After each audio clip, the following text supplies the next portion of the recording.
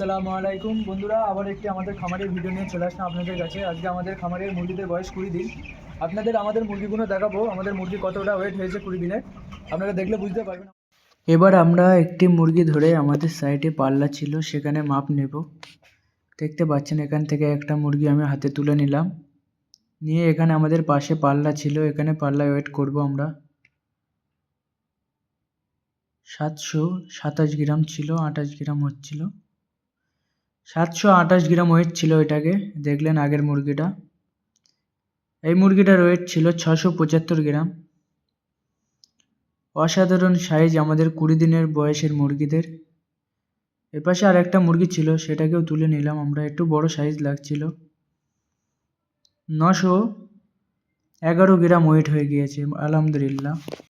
খামারের 20 দিন বয়স, আমাদের খামারের বয়স হতে পারে 20 দিন, কিন্তু আমাদের মুরগির সাইজ দেখতে পাচ্ছেন আপনারা, খুবই বড় সাইজ হয়ে গিয়েছে।